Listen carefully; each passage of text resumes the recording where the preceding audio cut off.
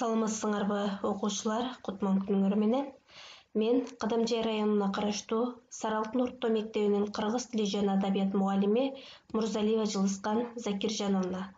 Аруузат кыздар кеңешмеси абийириңди жашыңдан сактагын, адашып жаман жолго баспагын деген темада сабак өтөбүз. Демек, бүгүнкү сабактын максаты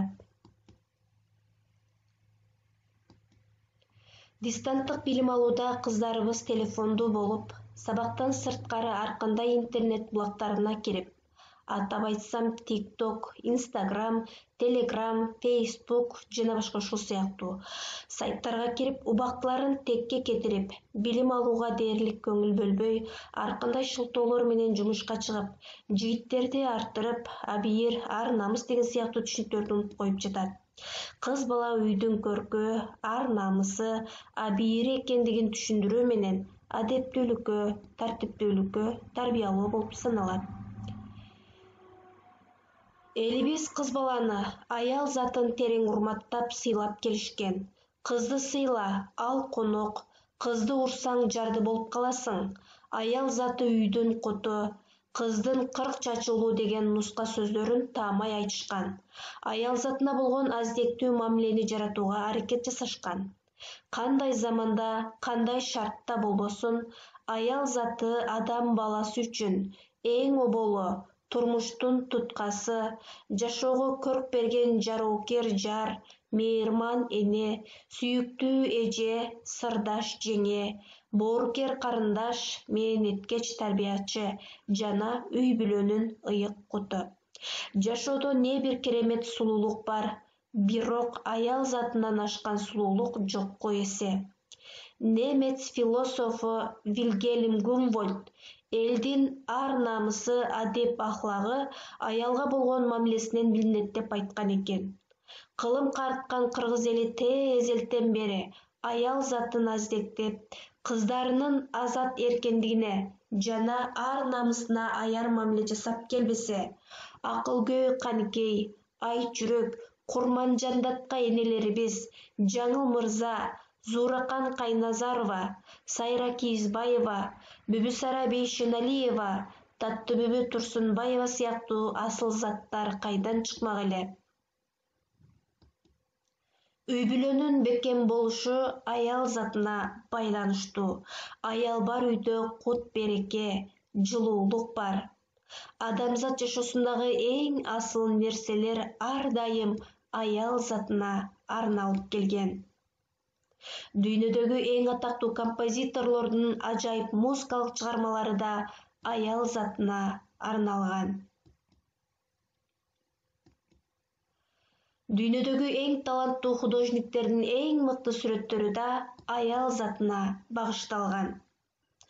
Дүйнөдөгү эң күчтүү поэзия саптары да аял затын даңазалоодон улам келип чыккан.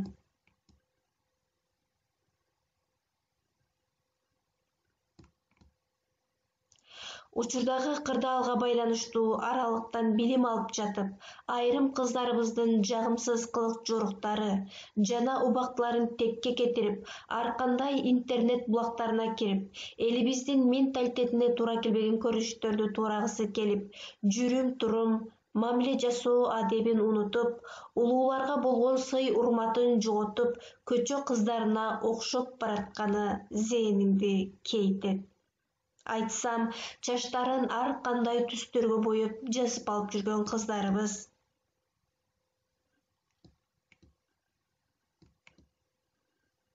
Ачык, жарым жалаңач кийинип алган кийимдери, жигиттер менен таанышып, кыз жигит болуп жолугушуп жүргөндөрү албетте өкүндүрөт.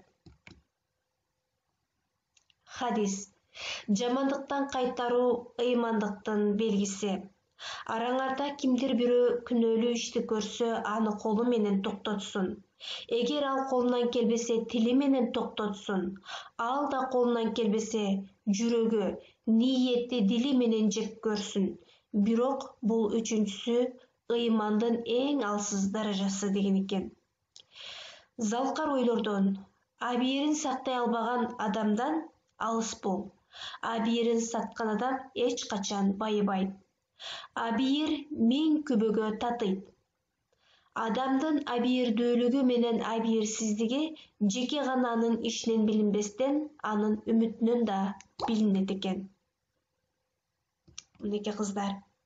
Демек элибиз эзелтен бери эле бир балага 6 айыл ата-эне деп, элдик педагогиканын негизинде апаларыбызды эң жогорку деңгээлде тарбиялап келишкен. Заманбап билим уясынан билим алып, жогорку технологияларды пайдалануу менен ар бирибиз эркин формада сабатыбызды өстүрүп жатабыз. Телефондорду орду менен колдонуп, туура пайдаланып, терең билим алууга, жашоодо өз ордубузду табууга аракеттенели кыздар. Сабак башталган мезгилде тапшырмаларды аткарып, ар кандай жумуштарды токтотуп, терең билим алууга жетишейли. Анткени мамлекеттин эртеңки келечеги силердин колуңарда. Анда эмесе кыздар, бүгүнкү сабак түшүнүктүү болду окшойт. Силерге тапшырма «Кыз адеби кымбат» деген темада ой толгоо жүргүзүп, чакан эссе жазасыңар. Кийинки сабактарда жолугушканга чейин саламатта туруңла. Көңүл бурганыңар үчүн чоң рахмат.